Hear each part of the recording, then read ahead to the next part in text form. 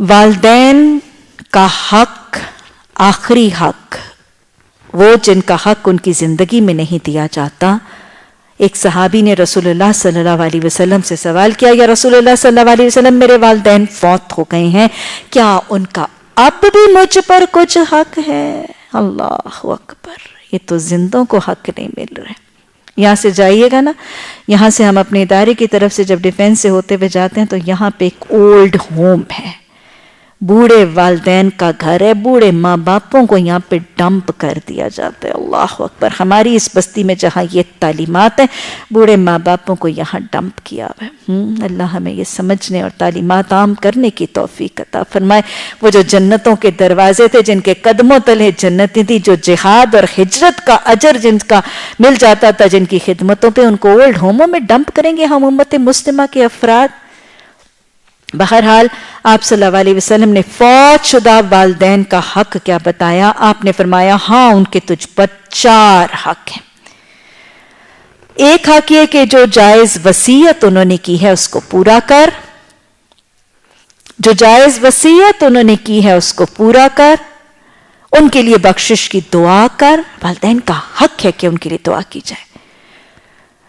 جو جائز وصیت انہوں نے کی ہے اس کو پورا کر، ان کے لیے بخشش کی دعا کر، ان کے قرابت داروں کے ساتھ حسن سلوک کر، اور ان کے رشتہ داروں کے ساتھ صلہ رحمی کر. یہ والدین کا حق ہے. ماں نہیں ہے تو ماں کے بعد سب سے زیادہ حق پھر خالہ کا ہے جو ماں کی بہن ہے یا ماں کی ماں کا ہے. اور پھر بخشش کے حوالے سے، بخشش کی دعا کے حوالے سے یاد رکھیے گا کہ کتنا اجر ہے یہ بخشش کی دعا کا جو والدین کے لیے اولادیں کرتی ہیں. ایک شخص جب فوت ہو جاتا ہے تو اس کو اس کا ایک اجر دکھایا جاتا ہے. وہ اپنے اتنے بڑے اجر کو دیکھ کر پہچانتا نہیں اور اللہ سے سوال کرتا ہے کہ اللہ یہ میرے کون سے عمل کا اجر ہے؟ سمجھ میں آ رہی بات؟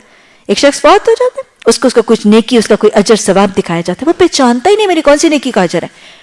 اللہ سبحانہ تعالیٰ اس سے مخاطب ہو کر فرماتے یہ تیرے ان پسماندگان، تیرے پیچھے رہنے والے لوگوں کی بخشش کا دعا کا اجر ہے جو تجھے منتقل کیا جا رہا ہے. تو وہ جو نیک اولاد پیچھے سے دعائیں بخشش کرتی رہتی ہے، وہ فوت شدہ والدین کو وہ دعائیں بھی پہنچائی جاتی ہیں، اور اولاد نے اپنے والدین سے جو نیکیاں، نیک عمل سیکھے تھے وہ فوت شدہ والدین کے لیے صدقہ جاریہ کی شکل میں جاری بھی رہتے. اور اگر کسی اولاد نے، اصل میں شریعت نے ہمیں سارے طریقے بتا دی. حدیث میں آتا ہے کہ اگر کوئی اولاد، حدیث کا مفہوم میں آپ کو بتا رہی ہوں کہ اگر کوئی اولاد اپنے والدین کی زندگی میں ان کی نافرما بردار تھی تو وہ اولاد اگر اس کی وفات کے بعد کثرت سے بخشش کی دعا کرے تو اس کا نام نافرما برداروں کی صف میں سے نکال کر فرما برداروں کی صف میں داخل کر دیا جاتا. اگر اپنی زندگی میں والدین کی نافرما برداری ان کی زندگی میں ہوئی، کوئی زیادتیاں ہوئیں، تو پھر طریقہ کیا ہے اس کے تدارک کا؟ کہ ان کی وفات کے بعد کثرت سے بخشش کی دعا کی جائے. فرما برداروں کی صف میں اس بخشش کی دعا اور اس ہدیے اور تحفے کی وجہ سے جو بخشش کی دعا کی شکل میں اولاد والدین کو دیتی ہیں، اس اولاد کا نام فرما برداروں کی صف میں شامل کر دیا جائے. قرآن نے والدین کے حق میں دعا بھی سکھائی، مل کر پڑھ لیجئے. وَبِرْحَمْهُمَا كَمَا رَبَّيَانِي صَغِيرًا وَبِرْحَمْهُمَا كَمَا رَبَّيَانِي صَغِيرًا وَبِرْحَمْهُمَا كَمَا رَبَّيَانِي صَغِيرًا. اس دعا کو اپنی نماز میں شامل کر لیجئے. اللہ سبحانہ تعالیٰ، اللہ ہمیں اپنی والدین اور اپنے اساتذہ اکرام کے لیے، اور اللہ ہماری اولادوں اور ہمارے شاگردوں کو ہمارے لیے صدقہ جاریہ بنا دے.